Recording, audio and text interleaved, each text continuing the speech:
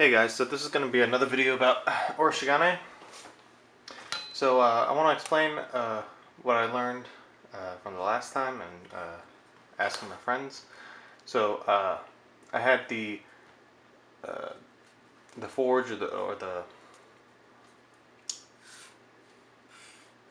set up so that the air would come in at the very bottom.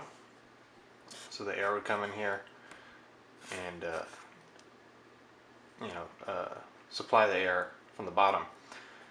What was happening there, I'll put the steel in about 2 inches away from the side of the wall. It would fall down and it would land right in front of the tuyere here. What happened there, it would heat up and then oxidize and lose carbon until it was just useless. So what my friends recommended me to do was to raise the tuyere up just a little bit, about 2.5–3 inches, basically the thickness of one fire brick. So that's what I'm going to do. I'm going to put a piece of fire brick here, then put the tuyere on top, and then put the rest of the wall here.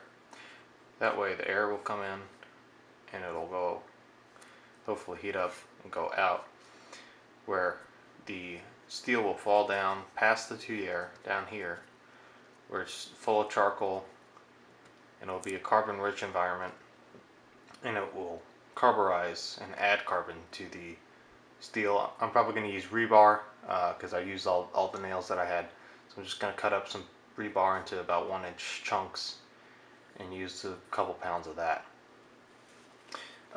So after my friends recommended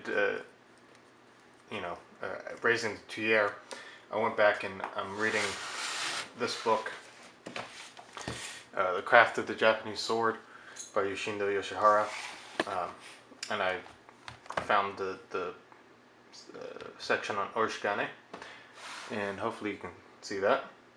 Basically in their forges, their sword forges, you can see that the tuyere is at the bottom, similar to what my first experiments were. But what they do is to decarburize or oxidize the steel.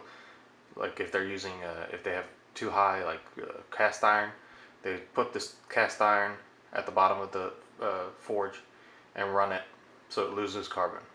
To gain carbon, they would put the steel at the top of the forge, let it burn down, and once it gets down to the tuyere, they pull it out and put it on top so that it doesn't deoxidize and it carburizes.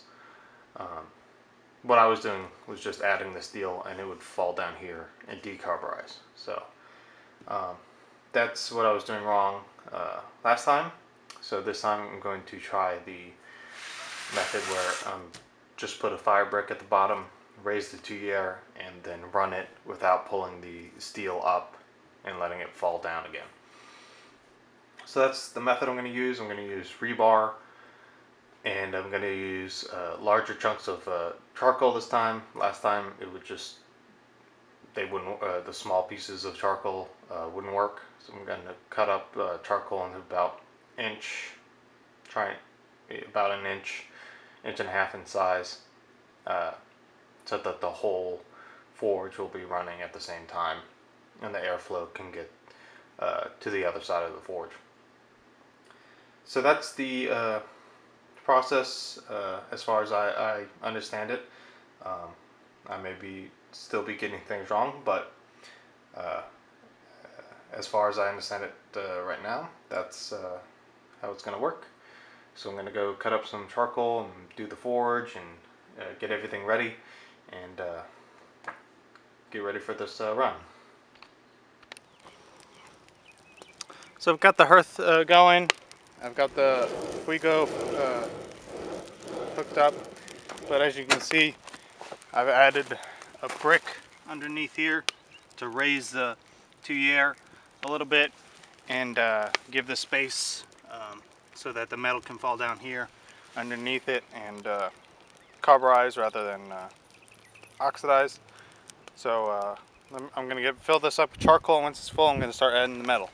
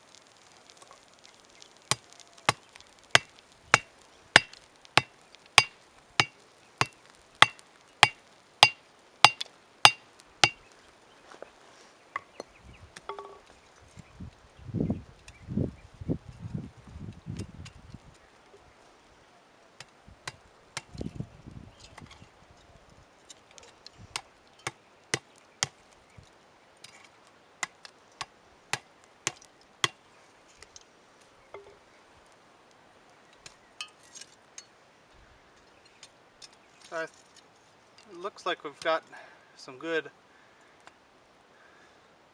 steel, maybe. I don't know. It's definitely not breaking up like the last sections did, but it's not.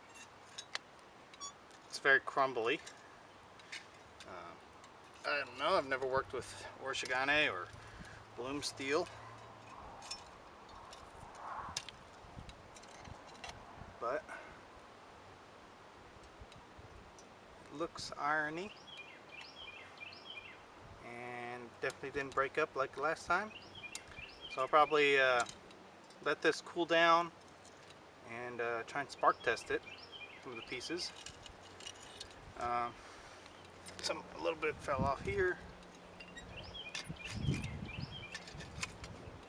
and I'll probably put it in the propane forge and bring it up to welding temperature if it sparks well, and then try and smash it down into a billet.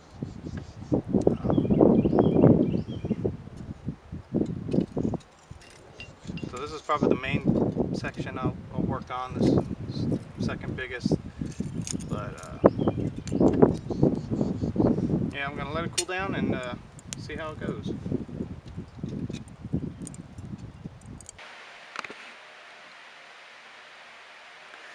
So this is what I got from the Oroshigane run.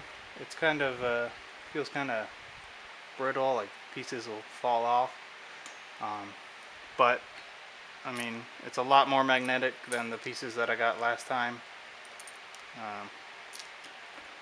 So very magnetic, at least for this. So I'm gonna go ahead and try and spark test it real quick, and with my little grinder. I got some rebar to compare it to. So where did the rebar go? Here it is. This is some 1084 steel.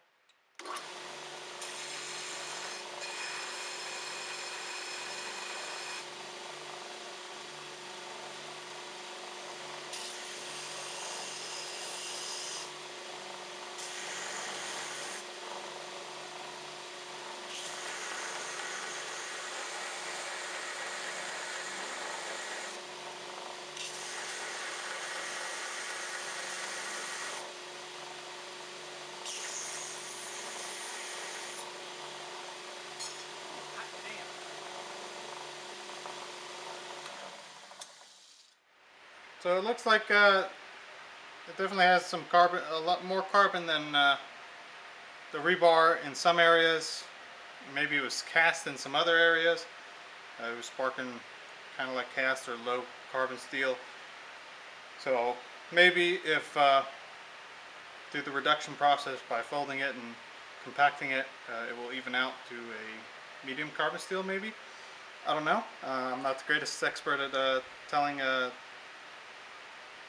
spark tests, um, but I think it's something that I can try and forge into a small bar and see what happens from there. So I'm going to ask some advice. If you know how to compact this and forge it, should I use borax or no borax? I don't know. It's just another part of the learning process. So I'm going to try and do this tomorrow and see what I get.